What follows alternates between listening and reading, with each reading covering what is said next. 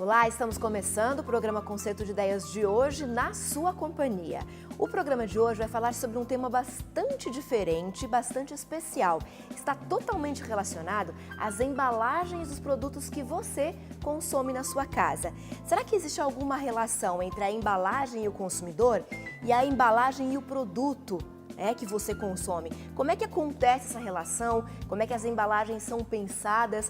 Quando que elas são alteradas, são mudadas e por que isso acontece? E como isso afeta o seu dia a dia como consumidor? E para nos ajudar a entender esse universo, está conosco hoje aqui o professor Kenny Zukovski. Tudo bom, Kenny? Tudo bem. Seja bem-vindo ao Conceito de Ideias. Obrigado. O Kenny é formado em desenho industrial com habilitação em desenho gráfico pela Universidade do Estado de Minas Gerais e também é mestre em design pela Universidade Anhembi Morumbi. E hoje ele é professor dos cursos de comunicação social, publicidade, propaganda e rádio e TV e jornalismo do NASP Campus Engenheiro Coelho. Já atua nessa área da comunicação há quanto tempo, Kenny? Desde quando eu terminei a minha faculdade, já comecei estagiando em agência de design, lá em Belo Horizonte, onde eu me formei. Então, desde 1997 já estou no mercado, né? E depois de um tempo no mercado que eu vim para a área acadêmica. Ok. E há quanto tempo é professor? Trabalha com alunos? Estou dando aulas aqui no NASP fazem 14 anos. É uma boa trajetória, hein? Pois é. Muitos alunos passaram pelas suas mãos, certeza. né? Pegaram suas orientações e estão aí no mercado de trabalho. Os alunos já trabalham comigo hoje em Olha que dia, bacana. são colegas de trabalho e isso é uma grande realização para a gente. Isso é muito legal, né? O seu mestrado, você trabalhou uma pesquisa especificamente sobre embalagens, né? Isso. Conta pra gente como foi essa pesquisa e o que te motivou a fazê-la. Na minha atuação enquanto designer no mercado, sempre trabalhei muito nessa área de embalagens, né? Nas agências que eu trabalhava, sempre meus grupos de trabalho era voltado para a embalagem. Ok. E então esse tipo de assunto sempre me interessou. E no meu mestrado eu quis aprofundar esse conhecimento, né? Saindo um pouco da prática, indo mais para a parte teórica, para exatamente comprovar e ampliar essa percepção. Porque a embalagem é um elemento que está muito presente nas nossas vidas e acaba que a gente passa um pouco desapercebido, mas enquanto consumidor a gente às vezes não percebe a embalagem como ela é. Mas a embalagem ela nos capta sem mesmo a gente estar ciente dessas coisas. Ela nos atrai, né? Com certeza. Se a gente for aí no armário da cozinha, abrir o armário, a despensa, enfim, o lugar onde você guarda os seus produtos, certamente você vai poder visualizar aí dezenas de embalagens totalmente diferentes uma das outras. Não só de alimentos, mas também de cosméticos, praticamente de limpeza. Todos os produtos você tem uma embalagem.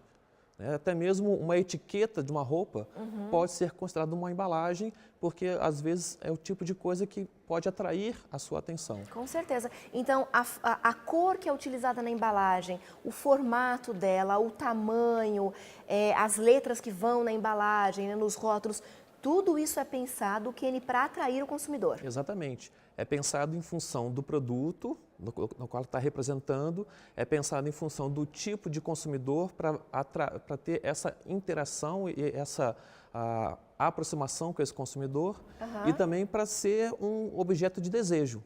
Né? A gente pode ver muito, às vezes, em comerciais, um exemplo clássico de carros, por exemplo, sim, sim. Né? Apesar de não ser embalagem, mas há aquela projeção de que se você comprar determinado carro, você terá esse tipo de sensação, etc.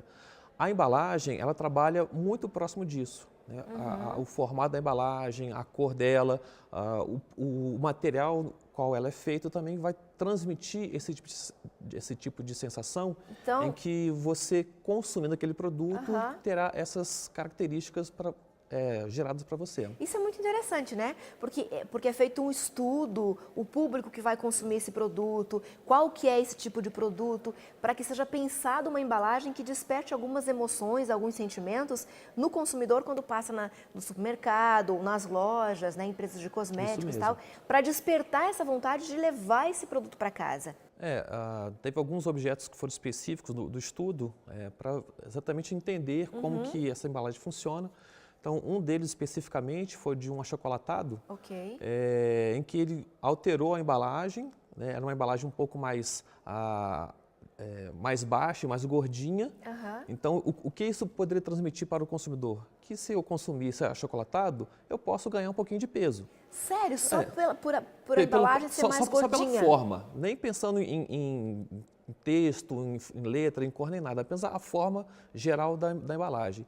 E o que eles fizeram? Fizeram uma lata que era mais alta, mais esguia, com uma certa cintura torcida para dar a sensação de movimento e com isso transmitir a sensação ao consumidor de que eu posso consumir esse achocolatado em Eu que não vou engordar. não vou ter problema com açúcar, com nada, isso vai me dar mais energia, né? Vai ser bom para mim, eu não vou ter nenhum problema com sobrepeso. Olha como isso é incrível, né? Só o formato de uma embalagem, o que pode causar na mente do consumidor e fazê-lo levar o produto para casa ou não. Certamente deve ter tido algum resultado com relação à procura do consumidor, às vendas depois da mudança, Assim, né, com certeza. dessa embalagem. Tudo são elementos que são trabalhados, instrumentos pensados para que o consumidor cada vez mais ele seja atraído por aquela embalagem, por aquele produto, né? E a gente começa a perceber que em certos momentos Sim. a embalagem ela tem mais valor do que o próprio produto ali contido. Entendi. A gente pode dizer, professor Kenny, que de uma certa forma o consumidor é manipulado a consumir esse ou aquele produto? De certa maneira, sim, né? Se a gente abrir o espectro na questão da comunicação, da publicidade, há sempre uma certa manipulação, Sim. entre aspas, né? Em que o consumidor realmente ele é induzido a consumir um produto. Se nós formos aos supermercados, a maioria dos produtos não tem nenhum tipo de mídia, né? Não tem anúncio na televisão, em jornais, em nada. Ele é vendido única e exclusivamente ali na gôndola. Então ele tem que se destacar dos seus concorrentes que estão ali do lado. E como é que ele se destaca? Pela embalagem, a maneira como é que ele se apresenta, né? Se for de repente um produto alimentício, mostrar que o produto que é feito ele é muito mais fresco, é mais viçoso, então são cores mais brilhantes, são produtos, elementos que estão ali contidos ali que vão fazer com que aquele produto, aquela embalagem desperte muito mais atenção nesse consumidor. Então, com certeza, há uma certa manipulação pode ser uma palavra um pouco forte, mas assim, é uma indução, né? Desperta um apetite appeal nesse consumidor. E geralmente o consumidor não está consciente com relação a isso. Não Ele está consciente. Despertado de algumas emoções, de alguns sentimentos e vai lá e consome. Exatamente, porque aquilo está dizendo para ele informações que estão contidas lá no seu subconsciente. Não vamos dizer que é uma mensagem subliminar, mas aquilo está assim, como ele já tem um repertório de informações de acordo do meio que está inserido, aquilo vai direto ao encontro desse repertório e responde a esses questionamentos. Até para alguém que de repente, digamos, se eu vou no supermercado comprar algum produto, eu acabo esquecendo toda essa questão que foi pensado e me entrego à beleza da embalagem, E ao consumo mesmo, né? mesmo. Para ver como que essas coisas, elas realmente influenciam e nos fazem levar a querer determinados produtos. Professor Kenny, para a gente entrar um pouquinho mais nessa questão da construção de uma embalagem, né, da ideia, como que surge a construção de uma ideia de uma embalagem, por exemplo? É uma relação direta com o consumidor, quem vai receber, o tipo de produto? A gente falou agora do achocolatado, né, que passou por uma transformação porque o público estava tendo uma mensagem diferente. Então, antes de uma embalagem ser construída ou ser concebida essa ideia, é feita toda uma pesquisa de campo? Como é que é esse processo? Sim, é feita uma pesquisa. Procura-se entender quem é esse público que geralmente consome esse produto, quais são os desejos, os anseios, como que é a vivência dele no dia a dia. E aí a embalagem é pensada exatamente para atribuir essas questões e fazer com que aquilo seja muito próximo de você. Então, digamos que você seja um cozinheiro, um chefe. Vou comprar uma massa de tomate. Então, um chefe, geralmente, ele procura produtos frescos de uma feira. Mas se você está no supermercado, uma massa de tomate, uma embalagem lá, ela vai te mostrar que aquele tomate ali, ele é muito mais fresco, ele é muito mais viçoso. Só pela embalagem? Só pela embalagem. Então, é feito exatamente esses estudos e depois desses estudos, uma equipe de designers vão pensar a cara que a embalagem tem, e pensar o melhor tipo de material para ser confeccionada essa embalagem, tanto para a questão de armazenamento quanto para de transporte. E depois dessa embalagem pronta, é feito alguns testes com pequenos grupos de pessoas para ver se aquilo funciona. Funcionando, esse material é colocado no mercado. No mercado à disposição do consumidor, né? Exatamente. É incrível, né? Porque às vezes um produto pode ter muita qualidade, mas a embalagem dele não é assim tão bonita, tão atrativa. Isso. Então acaba que vai vender menos do que um outro produto que talvez não tenha tanta qualidade, mas que a embalagem seja muito bonita, muito bem produzida, muito bem feita. Exatamente. Isso é uma realidade, né? É uma realidade, né? Às vezes até produtos com muita fama, que você vê por aí, que tem uma embalagem muito atrativa, às vezes um concorrente que não tem tanta fama com a embalagem ruim pode ser uma qualidade do produto melhor, mas não vende tanto quanto aquele produto que é número 1 na mente do consumidor. Né? É aquele que a gente olha na prateleira do supermercado, ele salta aos olhos, né? Exatamente. Ou pela cor, ou pelo formato, ou pela textura da embalagem, ou porque tem uma coisa diferente. Então, essa questão de investir na embalagem é tão fundamental quanto investir na qualidade do produto. Então, você tem que aliar as duas coisas, um produto de qualidade e uma embalagem de tão boa qualidade quanto o produto que você tem. E aí sim você vai conseguir ter vendas melhores. Né?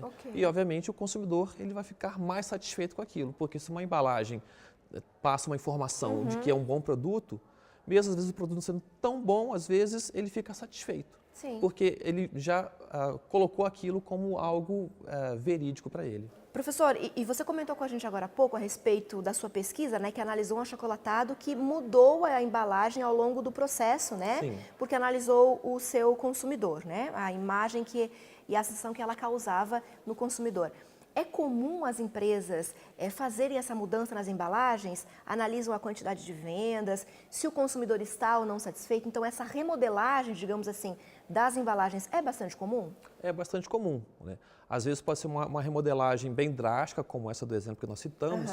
Às vezes pode ser uma remodelagem um pouco mais sutil, apenas para mostrar que o produto está em transformação e acompanhando as tendências de mercado e as tendências de consumo. Então, se você pegar uma embalagem de um produto que você usa há muito tempo, você vai perceber que há certas mudanças, às vezes graduais, às vezes mais abruptas, no decorrer do processo. Por quê? Cada vez mais o consumidor ele quer novidades. Então, aquele produto se mostra que está mais ligado com a sua expectativa de ter algo bom e algo novo para atender a sua demanda, os seus anseios. E algo atual também, né? Exatamente. Bastante atual. Professor, de repente alguém está nos acompanhando aqui agora e se interessou por essa conversa e pensa, nossa, eu queria estudar algo assim. Que faculdade que eu posso fazer, que curso que eu posso realizar, que me ajude a trabalhar com embalagens, que me ajude a trabalhar com designer, com produtos, né, para atender ao consumidor. O curso de Publicidade e Propaganda atende essa demanda, professor?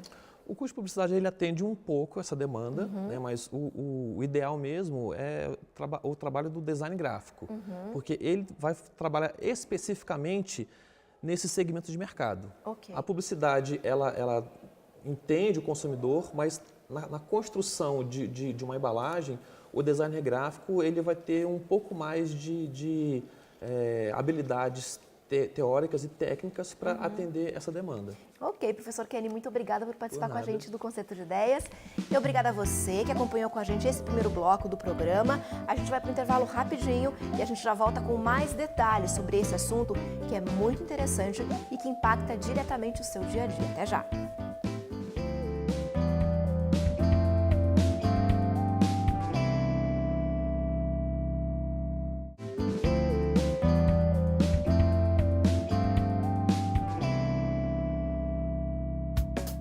Conceito de Ideias já está de volta. Hoje nós estamos conversando sobre a relação entre as embalagens, os produtos e o consumidor. No primeiro bloco nós falamos com um professor que é especialista nessa área e ele nos revelou que o produto, ou melhor, a embalagem de um produto é modificada à medida que o tempo vai passando para ficar ainda mais atual e satisfazer ainda mais você, consumidor. Sabia que as embalagens de alguns produtos despertam na gente algumas sensações, alguns sentimentos que fazem com que a gente compre ou não determinado produto? Pois é, isso acontece de verdade. Por isso que agora a gente vai fazer um mergulho um pouco mais profundo nesse assunto para compreender aí algumas questões que, de repente, você pode estar em dúvida. Acompanha com a gente. Professor, explica pra gente qual é a diferença entre consumo e consumismo. O consumo é a aquisição de bens e serviços, produtos em geral, para uma vida digna. Agora, nós temos no consumismo esse consumo exacerbado. Basicamente, aquilo que você consome demasiadamente, né? Você adquire coisas por uma satisfação que, na verdade, você nem pensa no uso dela, e aí já passa a ser um consumismo. Isso é uma explicação básica, né? Nós poderíamos aprofundar, talvez, levando em consideração a subjetividade daquilo que representa cada produto, e aí a gente percebe que o consumismo é mesmo algo adquirido não por uma vida digna ou por uma satisfação apenas. Quase um vício. Mas passa a ser um vício, passa a ser um esforço demasiado, inclusive endividando-se para adquirir bens que não têm uma relação com a vida digna. O consumismo compulsivo, ele pode ser reflexo de alguma complicação psicológica? Sim, pode, com certeza. O que acontece é o seguinte, tanto ele pode ser sintoma de outras complicações, como existe um transtorno, o transtorno de consumismo, que aí ela é específica quando a pessoa acredita que só será feliz consumindo. Será que é correto a gente afirmar que nós estamos inseridos em uma cultura de consumo? Desde que a gente esteja inserido num sistema capitalista, é possível afirmar que sim. Porque no sistema capitalista a sociedade gira em torno do consumo. Certo. É uma engrenagem, inclusive, que gira a economia. Então, eu diria que sim. E levando em conta que nós, de fato, estamos numa cultura de consumo, a gente vê muitos casos de empresas que renovam constantemente os seus produtos, como empresas que fabricam aparelhos eletrônicos, né, celulares, computadores, tablets, sempre estão lançando um produto novo e atualizado. Será que a atualização desses produtos é um estímulo ao consumo, um convite para que as pessoas comprem sempre coisas novas? Olha, sem dúvida, é uma estratégia, sim, de consumo. Veja, nós temos duas situações que merecem ser aprofundadas nessa resposta, que é a questão da obsolescência programada e da obsolescência percebida. Certo. A obsolescência programada é aquela que as empresas, já pensando no design ou pensando no funcionamento do produto, ela já coloca um tempo de vida útil para que esse produto pare de funcionar. E com essa programação, então, o consumidor tem necessidade de repor esse produto. E, portanto, um novo modo de funcionamento, uma nova voltagem no produto, elétrico ou eletrônico, por exemplo, já faz com que o consumo seja ampliado, digamos assim. Né? E essa é a obsolescência programada. A obsolescência percebida é aquela que está ligada ao modelo, que está ligada à cor e que está ligada diretamente à moda e ao uso que aquele produto tem mediante uma relação de convivência com o grupo onde o indivíduo está inserido. Então, se você tem um modelo de celular e esse modelo de celular já está obsoleto, ele ainda estando em funcionamento perfeito, você quer trocá-lo, porque o seu grupo de convívio, de certa maneira, tem este modelo novo como um passaporte para que você interaja com esse grupo que você convive. Então, sem dúvida nenhuma, as indústrias criam modelos novos para que haja consumo e, portanto, que haja uma industrialização, uma fabricação de novos produtos para que ela possa girar essa relação de fabricação e de consumo. Existem motivos específicos para alguém se tornar compulsivo? Existem várias situações que podem gerar esse tipo de comportamento. Eu vou falar um pouco da clínica. O que acontece na clínica é que o fato da pessoa não ter conseguido constituir um conceito de valorização intrínseca, isso quer dizer autoestima, pode fazer com que ela, em alguns momentos ou algumas situações da vida, ela acredite que consumindo ela vai ser mais feliz ou ela vai vai ter valor. Então, será que a gente pode dizer, professor, que às vezes a gente consome por moda, né? Então, a identidade cultural do indivíduo, será que está ligada ao que ele consome para que ele possa se inserir em um ambiente social? É correto afirmar isso? A identidade cultural do indivíduo, após a Revolução Industrial principalmente, onde houve uma mudança do pensamento do homem com relação à aquisição de produtos e serviços, ela passa por essa relação de consumo. É claro que o indivíduo não é culturalmente erudito ou culturalmente não erudito, ele não tem uma cultura assim tão erudita por conta dos produtos que ele consome, mas está ligado em relação à identidade cultural devido àquilo que ele entende ser necessário para o seu uso. Então, transformando isto numa linguagem mais palatável, você só consome mediante aquela formação cultural que você tem. Há tempos atrás, a indústria investia em produtos massificados. Hoje, será que a gente pode dizer que a indústria prefere investir em produtos que toquem as emoções do consumidor, ao invés de investir e vender produtos massificados? Eu dividiria em duas partes aí. Uma parte é o consumo racional, que é aquele que o consumidor faz pensando em quanto tempo vai durar o produto ou de que maneira o que ele gasta pode ser revertido a ele em custo-benefício. E o outro é a vertente emocional, que é aquela compra mais impulsiva, aquela compra mais emocional, como o próprio nome está dizendo. Então, a publicidade, de certa maneira, ela usa essas duas vertentes numa linguagem persuasiva para poder tocar o consumidor de alguma maneira para adquirir aquele produto. Agora, se os produtos, como você disse, massivos, estão à disposição por um lado emocional, com certeza o emocional vai agir sobre essa compra.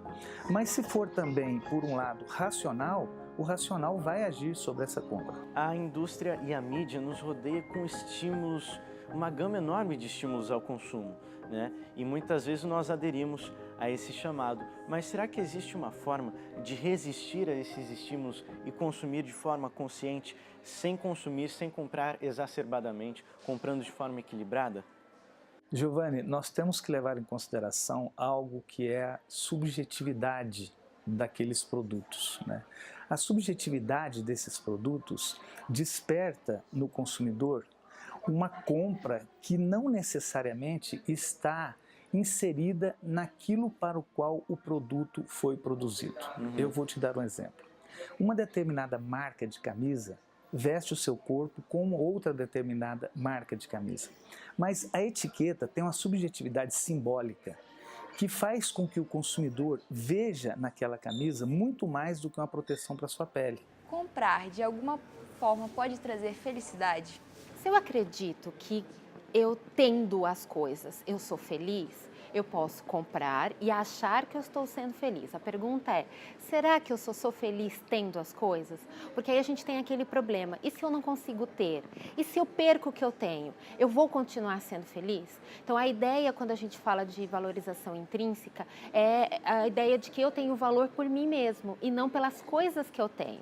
E aí, claro, comprar, ele tem um papel. Às vezes a gente quer ter conforto, a gente quer alcançar alguns objetivos na vida e isso vai gerando a gente ter algumas coisas. Mas se eu tenho uma valorização intrínseca, se eu sei o meu valor, o comprar tem este papel, mas se eu não tenho ele, ou se eu tive e perdi, ele não afeta quem eu sou, ele não afeta o valor que eu tenho de mim mesmo. Então aí eu posso ser feliz tendo e não tendo. Existe algum tipo de tratamento para quem é comprador compulsivo? Existe tratamento sim, né? Sempre a gente pensa na terapia como uma forma da pessoa aprender que ela pode ter valor sem precisar ter as coisas, sem consumir as coisas.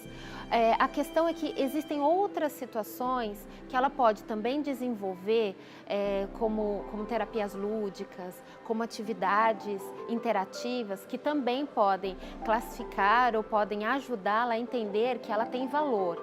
Uma das coisas que a gente sempre fala que é importante é quando a gente faz ações solidárias.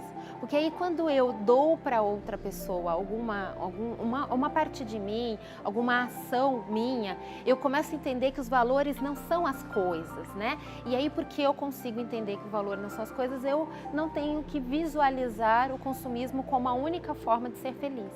Então, quando eu sou solidário, quando eu participo de atividades solidárias, eu entendo que eu posso contribuir com a sociedade, que eu tenho o meu valor sem precisar ter as coisas. Mas é claro, muitas vezes, além da terapia, alguns têm que tomar medicação ou ir a avaliações médicas, porque o processo do transtorno pode se tornar de uma tal maneira onde ele está consumindo, ele já arranjou vários problemas financeiros, vários problemas sociais, familiares, porque ele já não consegue visualizar a existência dele sem comprar. Mesmo não tendo condições financeiras, mesmo não tendo tempo e nem dinheiro. Então, nesses casos, além da terapia, muitas vezes precisa também da avaliação médica. O Conceito de Ideias vai ficando por aqui. Obrigada pela sua companhia. A gente volta na próxima semana. E se você gostou desse programa, manda um recadinho pra gente aqui, ó, por meio das nossas redes sociais. Espero por você semana que vem. Até lá!